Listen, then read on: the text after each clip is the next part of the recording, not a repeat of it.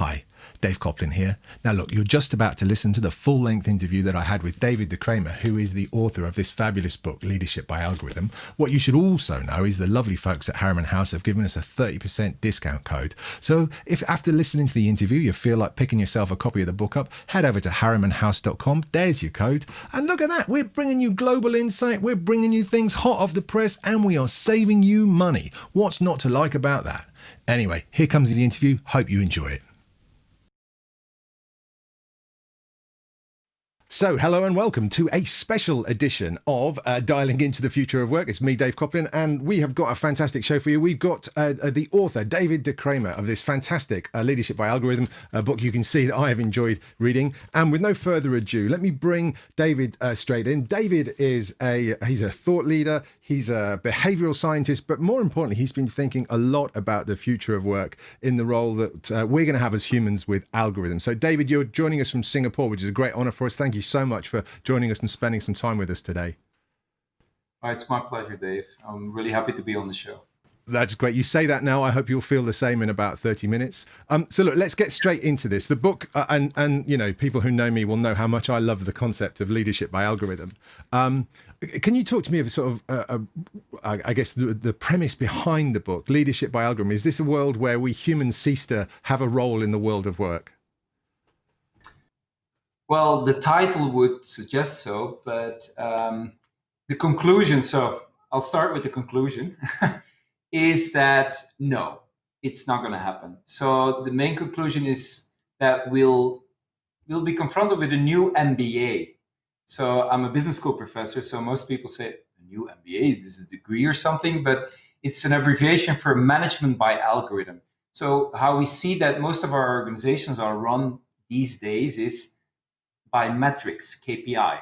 So we like our KPIs because it's easy to manage, and management in itself tries to keep stability. Ship is not rocking too much. We can manage status quo. This is routine jobs. This is ticking boxes. It's perfect for an algorithm. There's not much change there. There's not much uncertainty, ambiguity. We measure everything. And AI, in its essence, and many people forget this, is basically statistics. So most people, when they see AI improvements or amazing things that AI can do, usually it's in one task, and it's something that they can do because they can calculate very well. As people, we're impressed by it.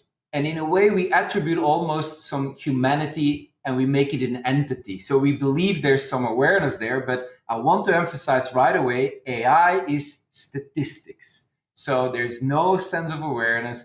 AI doesn't know what a human is. AI can execute. So it's perfect for management. But when it comes down to leadership, we see something else. Leadership is different than management. Leadership is about dealing with change. When things change, which direction do we go? What kind of value are we creating? Why are we doing this?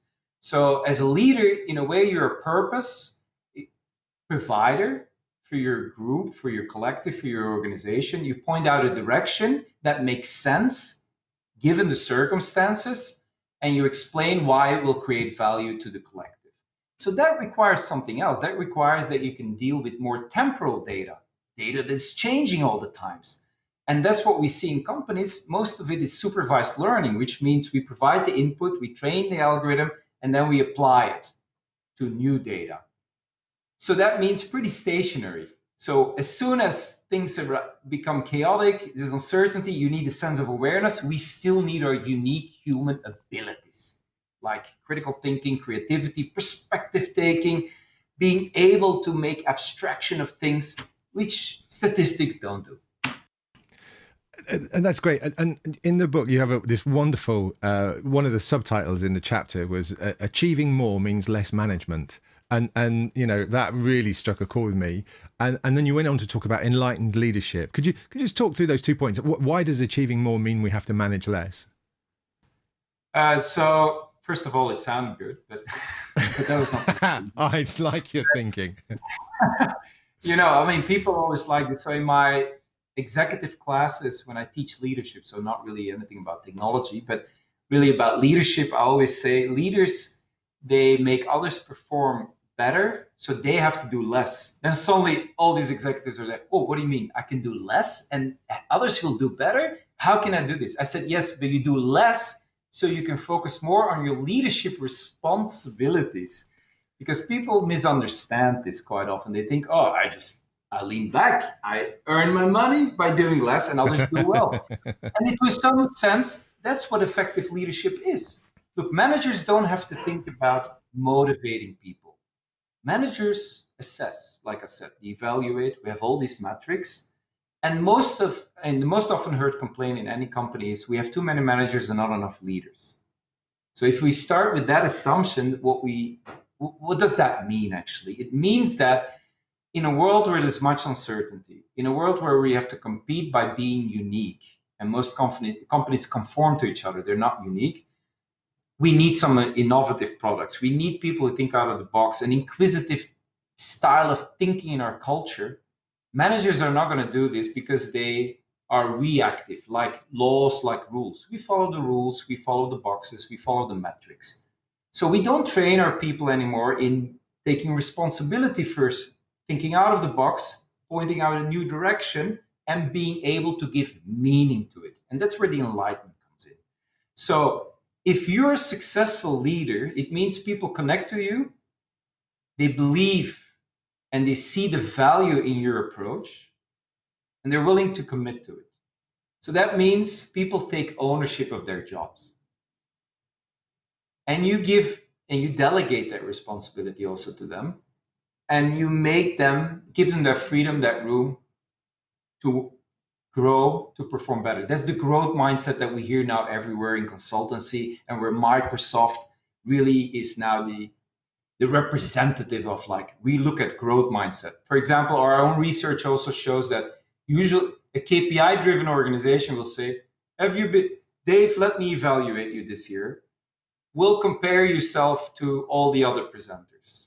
And that's how we'll allocate your bonus. So it's pretty competitive. Whereas the growth mindset companies, where they say, like, we need to be more enlightened, we need to be looking out of the box and be proactive, will say, Dave, how did you perform last year and how did you perform this year? Did you grow? You didn't? What happened? Can we improve on this? So we're making it actually much more about the person and making sure that that person owns the job. Because let's face it, if I'm running the organization, I don't want to be involved in all of this up to the level of executing the task. So a successful leader can connect and make sure that the team works. You don't have to be there. So that means it's less, but they do better. And less means you have more time, and that's the enlightened leadership, to work on your vision, to make clear what it is. How does it work? How do you communicate this? How do you represent it? You're an embodiment of these things. That's what leadership is about. Leaders represent organizations and the values they stand for. So in a way, for example, and going back to technology, when I say, okay, you want to implement AI systems, that's fine. But most business leaders are not too tech savvy. So what they assume is, oh, IT will know what to do. But that's the old model. IT now sits in your boardroom and they will say, what's your strategy? So basically now suddenly you have to say as well as a leader, oh, what is it? Why are we using this AI system? We're hiring data scientists, but also make sure that data scientists know every department, know where the data are, what kind of data we need, because the quality of the data matters. So I need to be clear about also the value I want to create and my strategy. Yeah. And I need to make sure that I have conditions that facilitate that integration. Suddenly your leadership role is really, again, it's still the same, making the team, the organization perform better and facilitate that. But now technology is in addition. So that's what I'm trying to make clear to people as well. Understand really what leadership is about. And the enlightenment is really about what direction are you taking, for what reason?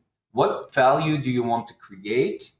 And how will that value be created by your strategy? Those are questions you have to answer. And if you're involved in every little thing and think like a manager, you have no time to do that. You won't get better, and your company's not led. Yeah, no, I love that. And David, one of the sort of reoccurring themes that we've been talking about for years, but specifically in the last 6 months on this show, is this distinction between management and leadership. And I guess I'm interested in, it's almost too obvious a question to ask, but does the pandemic make that distinction even more important today than it ever was before? Yes, it's a very good question, and it's one that we haven't been addressing fully yet. So what you see emerge now in the management literature, but also, let's say, the business gurus, you've probably read about this, is what they're saying is suddenly leaders, there are two issues. The first one is there's an issue of distrust. So when you do remote working, you have to delegate some responsibility to your people at home, and you have to trust them that they do the job. In the ideal situation, what you see, what is happening mostly is because most managers have a management mindset. They don't know how to build trust. So I wrote an article about it, that the pandemic actually shows how bad our companies are in building trust with their workforce. Because since the pandemic, startups, tech companies that produce technology for monitoring, for controlling, has gone up by factor 4 or 5, their sales. Most companies, the BBC 2 weeks ago had an item about companies saying, "Oh, I check everything about my employees, which keystroke, how much time they take for the email to respond, whether they're on it, and they know it, but it's the only way to do it. It's not the only way." Yeah. So there's a concept of vulnerable leadership. So leaders, in a way, like I said, they need people to connect to them, because you're selling a message, a vision that you want to create certain values. And are you with me or not? And it's not really I'm against you or not, but it's more like, do you believe in this vision? Yeah. And in that journey, you want to give your people ownership. Because you hire them because they're the best people. I mean, I always ask my managers in the class, okay, do you pay them a salary when you are? And they look at me and say, of course. I said, okay. But then, okay, you pay them a salary. But who here feels you pay them a salary, but you're still doing their job? And everyone raises their hand that says, oh, yeah, I have that feeling. I said, it's pretty stupid, no? You hire the best people, you still don't let them do their job. So that's the ownership. So in that sense, so what we see is they still have that management mindset. Leaders can connect, so they have to give trust to build trust. Our research shows this. Leadership is about you're willing to be vulnerable towards the other. So if you and I are working together, but I'm checking upon you all the time, what's the signal that I'm giving? I'm saying I don't trust you. I don't even have to mention it. The fact that I'm just monitoring you the whole time means I don't trust what you're doing. So if you're not willing to take that risk to say, like, okay, I'll let you do this stuff, you won't be able to build that kind of interpersonal trust. And that's what leaders have to be able to do. So we see there's already a leadership failure in itself. That's the first thing. The second thing is I see a lot of business leaders who are starting to say now, hey, you know what? David, maybe you're right. And I shouldn't be focusing on the process too much. Let's focus on the outcome. So we shouldn't be monitoring our people.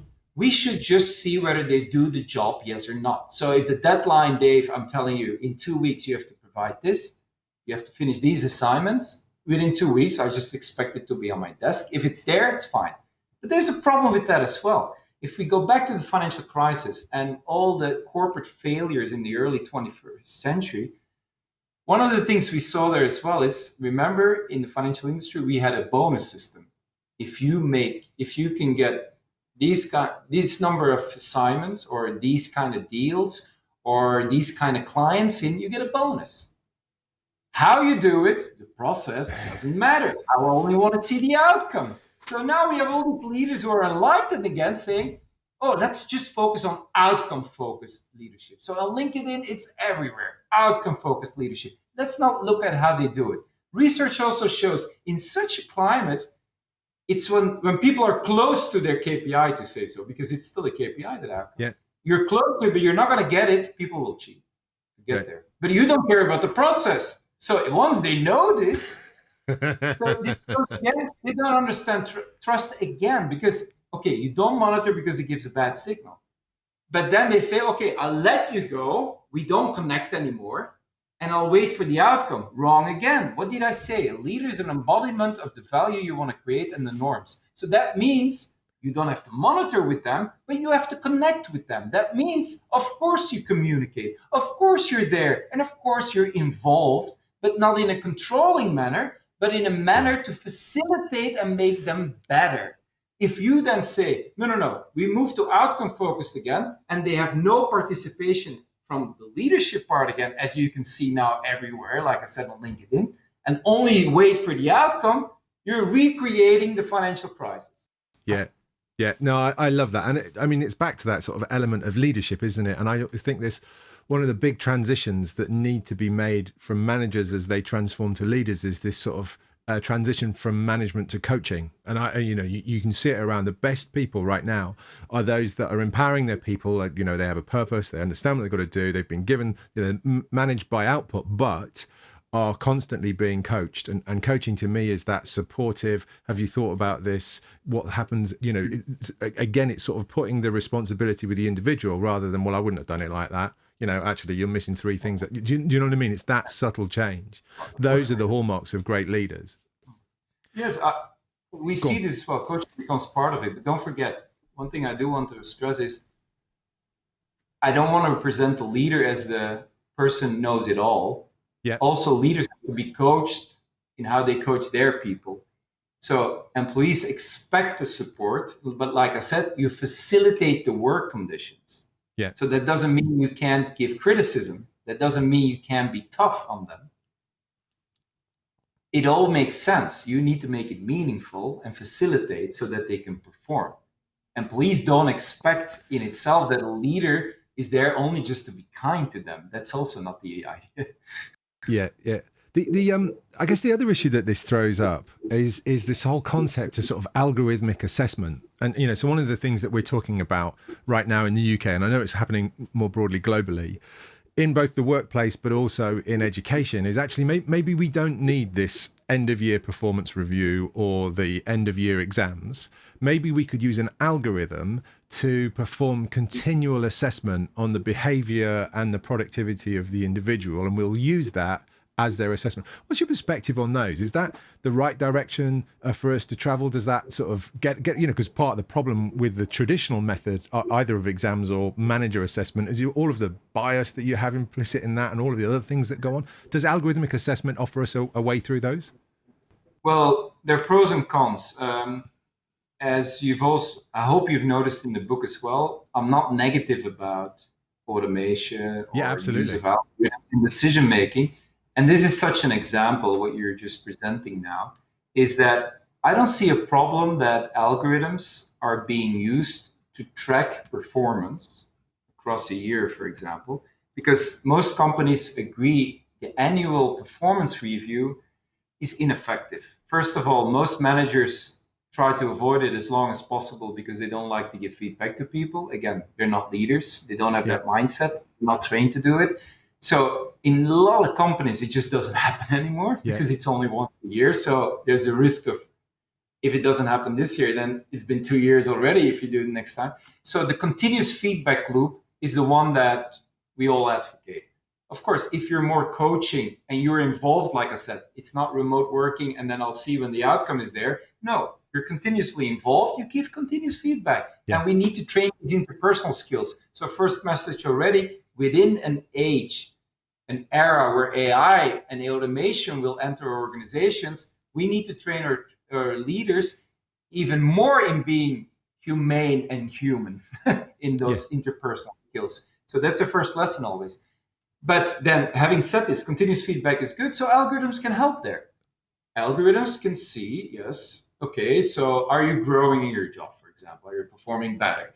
But we can also, so this is purely the performance measure, but you can also see like, okay, are there any problems if we collect those data? Like, for example, you've spoken to HR every month. Okay, they have a bigger perspective. They can ask also about your family situation, conflicts with employees. They can do the 360 feedback. You can all have all that information. You have sentiment analysis now as well, natural language processing, who can actually look for keywords.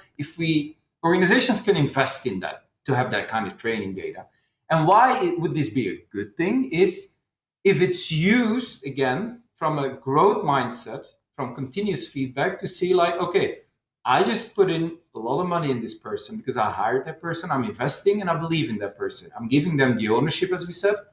So I want them to grow. So I'm using this to augment the effectiveness of the organization and HR to make this person better. So that's good. The problem is that, as many things in life, for most people, everything is in the eye of the beholder. It's how they perceive it. So one of the issues, and this is where automation can work against you, if your workforce is not really explained well why you use tracking systems, why you use algorithms that are involved in decision making. Because if you don't explain it at all, by definition, that's a default, people will perceive use of AI as the end goal simply being to collect data about yourself, which will probably be used against you. This is how people think if you don't communicate anything. So leaders have to communicate this. They have to, again, it's the same thing as explaining the why. You have to explain the why to most things, especially technology, and give meaning to it. Then it's a good thing if people see that, because then they see the technology is a mean to an end. And the end is still a humane thing. I'm going to make you better. We're going to get a relationship. But most of our leadership fails even in these things. So what you see is I see so many companies, AI adoption is 80 to 90% worldwide. But do they create value? Then you see it's only 15% of companies who say they adopt AI who create value successfully. Because, and then they say, why is there such a gap? Why is there such a discrepancy? And my answer is always, you know what? Because your workforce doesn't align with the intelligence, with the automation that you've implemented, because you know what? You didn't make a business case for it and you don't understand it. Yeah, no, and this is a conversation I end up having a lot. And sort of you take leaders into the example of, you look in the world of sport, right? And if you look at what's happening now for most athletes in any sport, team sports, individual sports, is increasingly they're working with coaches who are amassing a whole series of data about the performance of that individual. And it's not just their performance on the field or the track or wherever. It's their sleep data, it's their, diet, it's all of this stuff comes with the single goal of how do we help this athlete perform at their best. They don't want to break the athlete. They want to get to that sort of maximum performance where they can sustain it. And then I say to the leaders, wouldn't it be great if, as an organization, you could say to all of your people, we want to work with you to help you become the most productive that you can be as an individual. And we want to work with you. We want to, access, and this is where it gets really scary, your sleep data, how much you drink, your diet, all of these things with the sole purpose of helping you do better. Because that's what's on offer. The problem is you cross a very significantly creepy line at the point at which, do you know what I mean? And so in one world it's okay, in another it's not. But it does come back to this sense of trust. But it also comes back to the next big topic that I really wanted to talk to you about, because in the book you talk a lot about the rise and the importance of ethics from an organizational standpoint. And it's something that we've seen a lot of. And again, we come from a tech background, so the whole concept of the ethics of how the technology is applied is very key to us. But in a world where algorithms and data are permeating the normal world of work, the concept of are we doing the right thing becomes super important. Talk to me about this sort of relationship between algorithmic leadership and ethics. How does that play out in organizations? As you know, it's a very complex relationship because ethics is a big, big concept. So let me start with what you said first. It's all great in sports, for example. We collect all the data, people improve, athletes are happy. But there are limits to it. So this is what I mentioned when there are also negatives to tracking systems and collecting data about people. The first one was, of course, if you don't explain why and it doesn't become meaningful to people, you have a problem. For sports people, they're very selfish, ego-driven. So all these data are going to help them. But there's something interesting about this case as well when you look at sports. These people only do this for a certain number of years because the sports career is limited in terms of duration. But also, many athletes have described they feel themselves robots because they only live in a world of data, to say so. You can't keep doing this mentally. People We can be robots. The most beautiful example is in the US now, like Amazon, which I also describe in the book. At the assembly lines, people are there being supervised by an algorithm who can fire people without any human intervention. What they do is they track every day. And as most managers work, oh, you know what, this quarter you performed this well, so next quarter you do better Yeah. because then you get your bonus. So this is the perfection when the algorithm enters, they check you. And every day, every week, they push you a little bit further. People are on the streets. If people want to know, just go to Google search engine, look images, Amazon. People are not robots. You'll see people, Amazon employees. They're saying, "I'm not a robot. I'm not a robot," Yeah. because that's the kind of climate you create. So that's in sports as well. So again, once you transfer that to the organizational setting, you're going to work with your people like this. There are limits in it, not only because you have to make it clear it's a mean to an end, and the end is serving all of us in a humane way, but also we can't do this 24/7.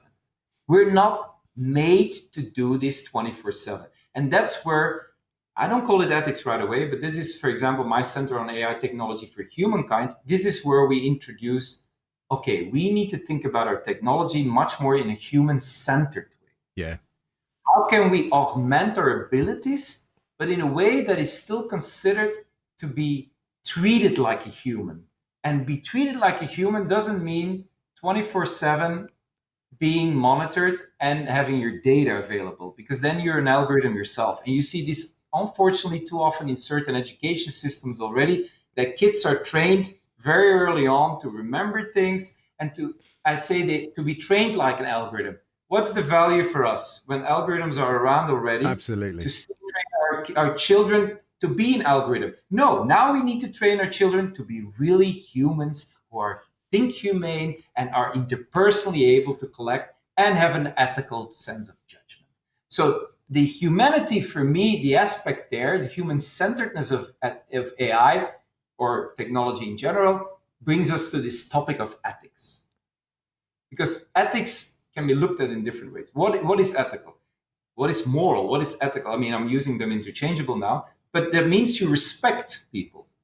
You respect them for who they are. So in our own studies, we show that, for example, if algorithms are used for hiring people, and it's really about very data driven, people don't like actually an AI recruiter. They want a human recruiter. And one of the reasons why is because people do have that belief, and it's true.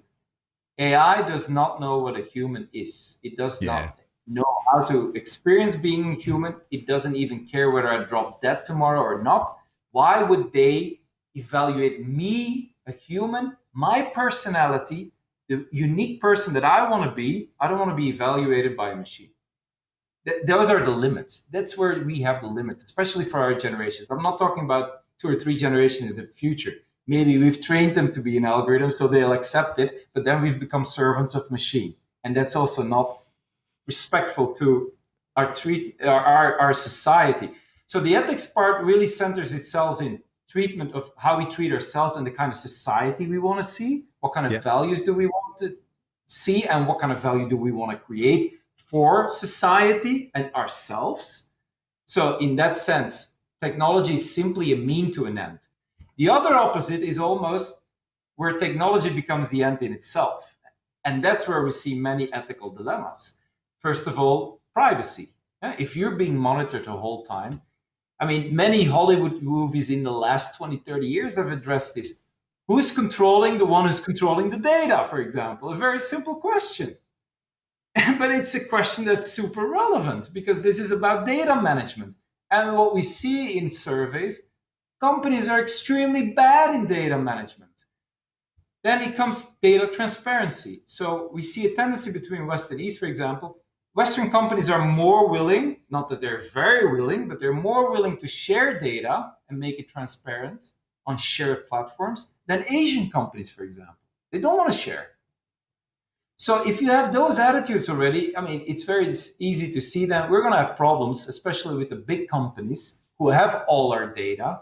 If that's the default attitude, of course, as a customer, Yes, there are certain threats there. That's the privacy.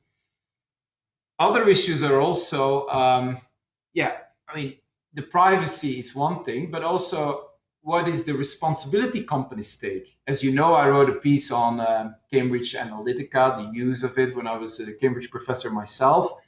And yeah, the main character there was Mark Zuckerberg. Yeah? Facebook account, 86 million accounts were leaked or used in research.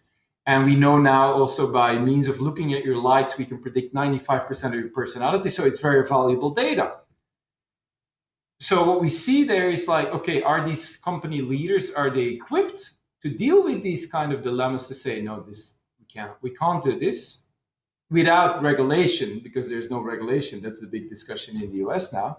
Can we trust them? No, we can't. Because Mark Zuckerberg, and I still remember this, April 2018, he's on a radio show. And the guy says, now I realize that I'm also responsible for what happens on the platform called Facebook. Up until now, I thought my only job and responsibility was to create the best and most innovative technology and platform possible. Yes, Mark, you're also responsible for what happens on your platform. So it took the guy 15 years leading this company, and he kept thinking like an engineer who's running a startup saying, I just need to think about my product. And you know what? That's why, like in The Social Dilemma, what we see now on Netflix, that's why they say humans are products, because we use your data. It's business people like Zuckerberg. Yeah. So we don't see the ethics in those leaders. And now we come back to our first questions. Of course, we need better leadership training. That's also the gist of my book. I'm disappointed in the leaders we have today. Yeah. But we need to realize we need to train our leaders in being more human, understanding human nature, and taking up responsibilities. So I'm really keen on that, because and you've already called it out in several ways. If you think about the skills, and look, you even list them in the book. You talk about the skills that we need for leadership as things like critical thinking, curiosity, agility, imagination, creativity, emotional intelligence, empathy, and ethical judgment. I mean, there's a fantastic list of. What I love about the list, David, is these are human attributes. They are not, sort of algorithms. They are not lines of code. They are they are imperfect. They're difficult. They're complex. They're things that are fundamentally human. They're the kind of skills we want in our leaders. Now look at the skills that we're actually giving our young people, and the skills that permeate the education system around the world, not just here in the UK. And none of those things are really recognised or judged. None is maybe a bit far, but certainly, it's far more important for you right now to be able to remember the events leading up to the Battle of Hastings than it is to embrace your critical thinking or to develop your curiosity, for example. So if we truly want a world of leaders who have these skills, what do we got to do, David? What do we have to how do we have to pivot how we think about education at school, so in the K-12, primary and secondary in the UK, but also in higher education, university level, if we're going to get leaders who've got these things, they're coming to the world of work with these things already done. What do we do about education? Well, education starts, I think one key concept we definitely have to teach people again is accountability. You're accountable for your actions. So if you look at leaders today, the accountability seems to be far away. We take actions based on popularity, based on fear. We lose voters. Let's not refer to the UK government at the moment, but you know what I'm talking about. So accountability is an issue definitely for the ones who are already in leadership positions today. So if we go back to our youngsters, how to promote this is, I think it's a complex story, because let me start with saying, first of all, education is, of course, extremely important. But what kind of education? Because if we look at globally, there are different points of view. So I live in Asia now, and rankings are important here. Being the number one, trying to avoid failure as much as possible, avoiding conflicts. So it means you're almost keeping them away from learning resilience, learning to fail, develop yourself, interpersonal connections, because you try to avoid failure, saving face of other people. So And I have a personal story. My daughter, when she was 2.5, when we just arrived here, the school, kindergarten basically, was already putting them in boxes and labeling them and saying, oh, she's good at this, she's not good at this. And I said, I don't worry about it. She speaks 3 languages at home. Those languages will come out when she's 7, 8, all at once. Right now it's chaos. Plus also research shows kids 4 or 5 years old, they can't take perspective. They only see their own perspective. So how can you already train these kids and label them and put them in a category? That's the first thing we should not do. So if we want them to be agile, creative, at least when they're youngsters, let them develop in their own pace. We do train them, we do feed them with the exercises, but we have to accept that some kids will move faster than other kids. So an obsession of putting people in boxes is not going to help us. Because like I said, management by algorithm is by being able to put everything in boxes, first thing. Second thing is, what I also see is that if we train them as algorithms, which means, it's memorizing and reproduction, people, we know we can go to the internet, we have all of this. But I'm not saying to leave this completely behind. I'm just saying don't focus only on this. And why am I stressing don't leave it completely behind? What I see in the younger generations, and as a professor, I very much see this, is that people become so accustomed to using search engines that they don't even use check the sources anymore. So when they say journal of blah, blah, blah, they say, oh, it sounds scientific and it's on Google, so it's true. But you have a lot of predator journals which basically sell BS. We can't, as a professional professor, you can't publish in it because we all know it's predator journals. So our kids don't even think about this anymore. So it's almost like a given. So what I do want to see, we need technology education and we need technology use in education, but I want them to stay critical about it. So that starts in the school when we start applying it. If we have generations, their cell phone is glued to their hands, they completely live in a world of social media, we have a problem. And I'm not the only one saying this because I know there's a lot of research out there already. It causes mental problems if you do this too much. You become addicted. It's like any other addiction. So, but it's an addiction that's unquestioned. Yeah. We're not even critical about it anymore. So that's the first thing. So that's why some people in Silicon Valley that I know say, the job of the future is a philosopher. So Dave, you should be happy being a philosopher. And why? Why? Well, the simple truth is that you can think for yourself, that you can ask critical questions, and that you can see logic in arguments. So this is the one thing that I definitely don't want to lose, that people can think logically. I'm always pretty big. My partner always says this. I mean, there's one strength of you is you always see where's the logic in your argument. There's no logic. I don't pay attention to it anymore. Yeah. And this is something that I want to train our kids more into it because it will benefit them across the board. And in addition, of course, let them play with each other. Let them fail. Guide them. Coach them. We need that element much more. But we know in education, for most of our teachers, unfortunately, the administration is only going up and they also becoming ticking the box people. Unfortunately, our teachers are underpaid, and unfortunately, our teachers are not the ones that are very motivated, become demotivated. So then we have a bigger problem because it's the biggest investment we make. If you look at how education, in terms of how expensive it has become across 100 years, it's together with houses and education, but education wins by far. Wow. And it's a pity because actually education should be accessible to everyone.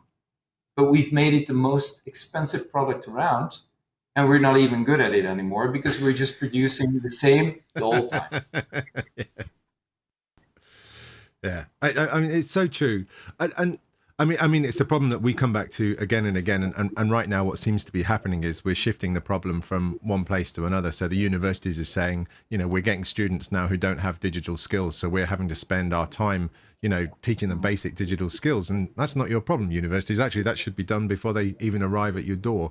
Similarly, in the workplace, as students graduate and then go to the workplace, the employers are saying, well, none of these people know how to work in a organization. They don't have that experience, so we're having to train them, you know.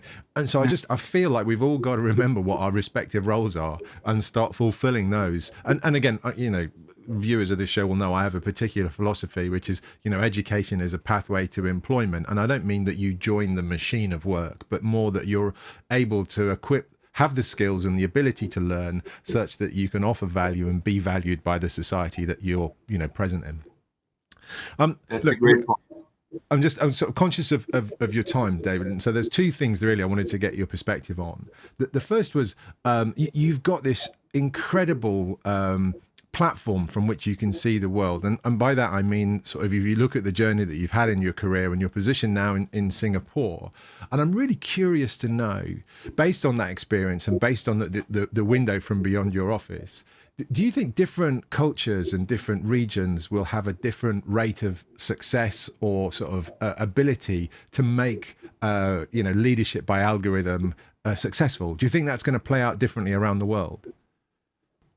Well, I think we can already see this now with COVID-19, that there are cultural differences. So again, to make clear, when we talk about leadership by algorithm, we're talking about, will you be able to lead in a humane way the introduction of technology within society, within our organizations, so that it creates gains and benefits for us, but in a human-centered way, okay? So we're not talking about algorithms take over. To some extent they do, like in Netflix or Google, or YouTube, they guide you already. So algorithms do guide us sometimes, but we don't, like I said, we get addicted to it, but this is where we have to stop it. We don't want to be led by them. So if we look at it from that point of view, yes, you see actually differences. So just to give an example, Singapore. They've been very effective in pushing back COVID-19. Of course, people can say, oh, there are tens of thousands, almost 60,000 infections. But as we all know, there's another issue with Singapore as well, which is, what kind of citizen are you? These were all migrant workers who were put together, 300,000 of them. Of course, it was just waiting for a disaster to happen. But if you look in the community, as they call it, they've been very successful. And the reason why is, I mean, they're very tech savvy. And this is what I see. There's a big difference between the West and Asia in terms of being tech savvy in your daily life.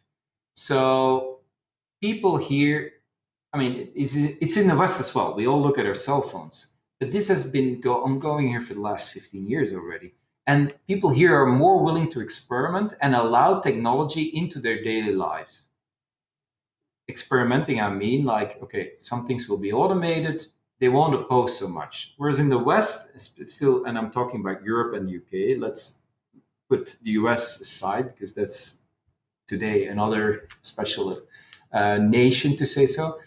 UK and Europe, we have certain traditions, we have certain ways of looking at technology. Look at our ethical and normative frameworks that we're developing in the European Union, the UK as well, the UK cybersecurity, who made the decision on not using Huawei's equipment. So we're very aware of ethical issues and how it influences our lives. So we have more of a culture where we do like the fact that we have certain ways of doing and we don't leave them behind too much. So in that sense, you could say we're careful, but it's more humane. We want to keep those in life. So how do we mix it best? Whereas in Asia, we don't think too much about the mix. Let's just move on. And Singapore government is very much pushing this, I would say, now with COVID-19. So they're giving these benefits to say, okay, we want kids to be STEM graduates, science, technology, engineering. That's what they need to do. And they actually push them almost to reskill everyone to become more like an algorithm, like a machine. And that's where I see the big difference. I feel that, yes, Asia will use technology much quicker and probably more effective to produce value, but I see it at the short term. I don't see the long-term value. For me will be the mix. How can we make that people use technology, collaborate, to say so, that we create value for humanity on the long term? And that's an issue where we struggle more with, because we think about it, we try to find the logic, we try to see what can we do about it. So we experiment less. That's why in Europe and UK we say, oh, we don't have our own technology companies. We're not willing to experiment as much as in Asia or even the US. So we're running behind. But I'm still a big believer, also as a amateur philosopher, that that kind of thinking process will bring value to us on the longer term.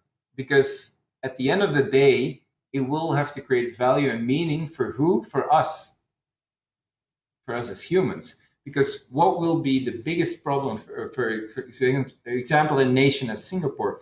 You can train your people to be the best engineers, to be the best scientists, and they think like their methodology. So basically, they'll start thinking like machine. And I see this every year. For example, National University of Singapore has a quota. Every year, we need to at least sponsor 50 tech startups. And they say, oh, but these people don't have a business sense. So we want them to be engineers and think like a computer scientist and act like it, but also be tech savvy, business savvy. So we've started a program now in our center where we say, no, we want accelerators where we teach them ethics and humanity. Yeah. Why do you want to have accelerators like that? These people need to be computer scientists, and the accelerator should be business savviness. I said, okay, so they'll become algorithms who can do business. So, like I said, so they don't wait because, of course, they want to keep leading. Like I said, rankings are important in Asia, and that is such a big cultural difference. And you see it in your education. You see it in. So, just to give one example, I already referred to my daughter. So now she moved from the Singapore kindergarten to an international school, Dover College, a UK college, the UK tradition. I'm not saying it's better, but one thing we noticed already in the first 2 weeks, we were used to the fact that they're monitored so much in the Singaporean kindergarten. So everything is corrected right away and taken care of. So basically, you have a kid who feels safe, but at the same time is very well controlled. So now she had to go to the UK school, and there it was like you have to do the same things. But for example, okay, putting your swimming gear on, you have to do it yourself. So the first 2 weeks, teacher emailing us, Hannah has to learn to put her swimming suit on herself. She doesn't think like this. She doesn't have that mindset, which is then, again, the cultural influence of like, yeah, well, that's how, I mean, when I was a kid, same thing. I mean, the teachers are not going to monitor everyone individually or going to use technology to make sure that every kid is doing this. And I still think it's a positive attitude and a good attitude. You know why? Because now, a month later, she feels the empowerment of being able to do it herself. And that's the big issue. I don't want to lose that because it's not only the kids, it's also the adults, the way we live in our world. How many people do you see who become actually depressed, burned out simply because of the fact that, and this is the ownership that we talked about in your job, that you feel empowered, that you feel like you can master something and do it, because that's necessary for the long-term motivation of a human. And let's face it, in the next 30 years, at least, AI is not going to have the ability that humans have, the sense of awareness that we need to make meaningful things, to be creative that makes sense.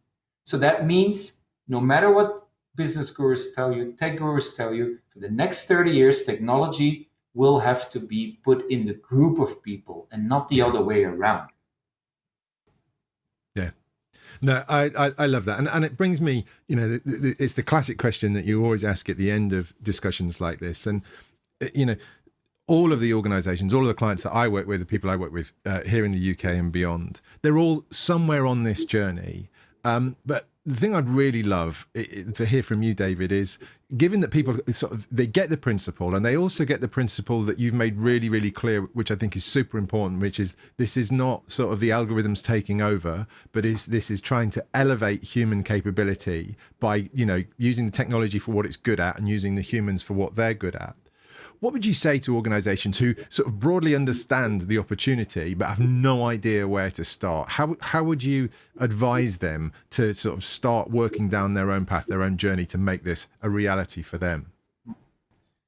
I think that's a very good question. And it's something that we're working on in our center as well. And the reason why is we hardly see any courses worldwide who are addressing this issue. So basically, your question is is a pregnant one.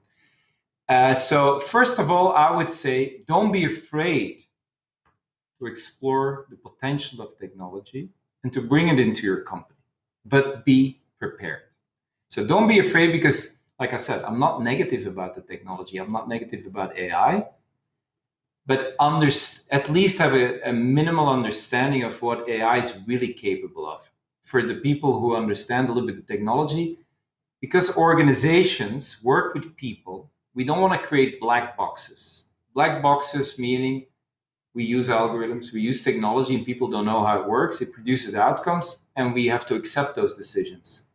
And because the board decided on this, that's the worst thing possible because people don't trust it. Black box creates distrust. So most companies will use what we call, for example, in machine learning, supervised learning, where we train our algorithms. We have a certain mathematical calculation rule, a model, and they can apply this to new static data. So they help our jobs that are routine jobs, administrative jobs, and up to even to a certain level of management jobs where there's a lot of administration and ticking boxes. So don't be afraid of using that, but also be realistic in the sense that's how you're going to use AI. And that's also what AI is capable of. I always teach my students who are interested in bringing AI in their companies the example of a self-driving car. So here on our campus, so you can see behind me, it's very green, it's hilly. We have a little bus that drives on its own, a self-driving car, but it's going very slow. So if you walk pretty fast, so you're not running, just walking, you keep up with the bus. So I always ask my students when we go there, why does it drive so slow? Oh, maybe because people want to see, you make sure that they see it, that it's noticed.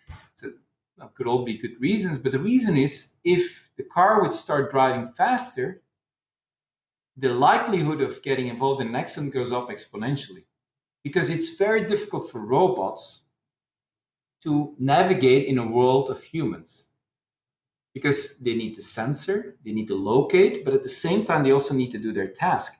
So computer scientists often say it's easier to send a robot to Mars than putting a robot in a team of people in a company.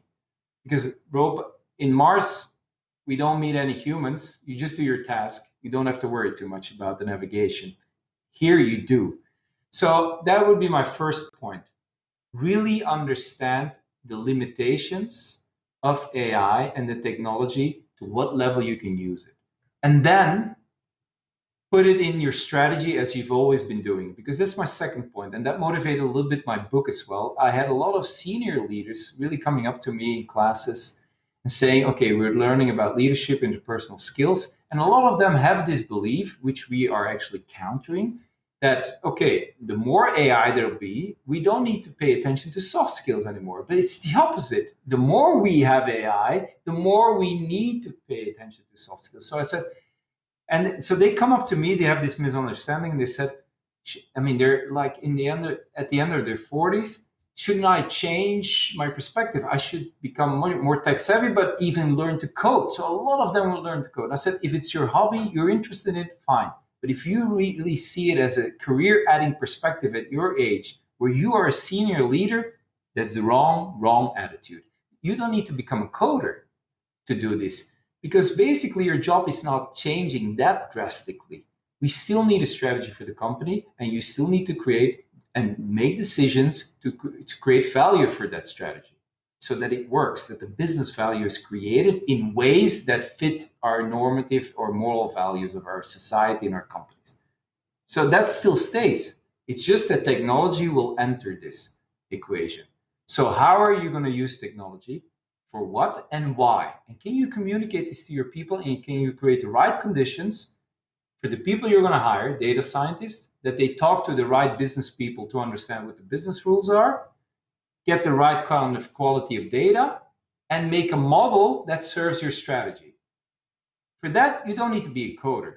So I want business leaders to realize this, that in that sense, your job doesn't change. But you need to be able to think about the value of technology. So it starts with understanding what is technology really able of. So that's supervised learning. We're not going to go further in the next 20 years in companies because of the fact we don't want to create black boxes and create distrust. The second thing is understand your or your own organization.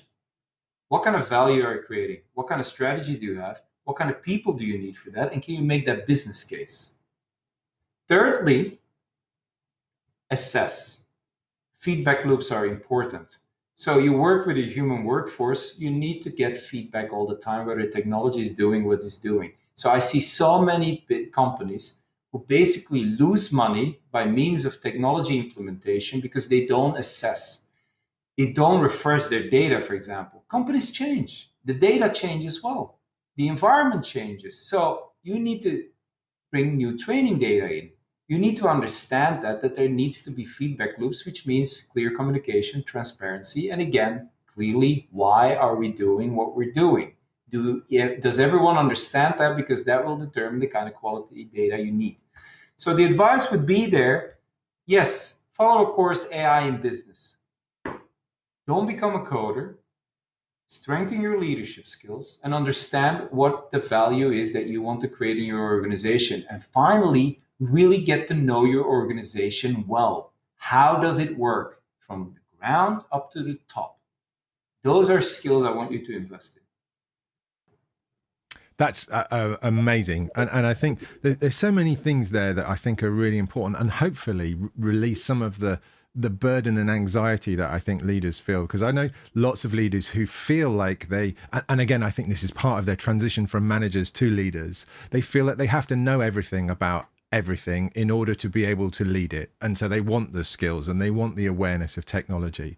It also comes back to trust, I think, doesn't it, David, in terms of, I need to be able to trust the people around me so that I can get on and create the environment for them to be successful, rather than the mistrust. Like, I need to make sure I know what this guy's saying is true or this lady is saying is true or false. Do you know what I mean? It's got to be to build that great way. Look, I think that's a wonderful way to end this conversation. I can't, thank you enough for spending time to join us, and I can't recommend this book enough. It's a great sort of guidebook that takes you through the human side of the potential of technology in organizations. If you're watching this anyway, you already know that, but this is a great place to see it written down. So David, just can I thank you today for joining us and giving us your time. It was a real pleasure to have you on the show.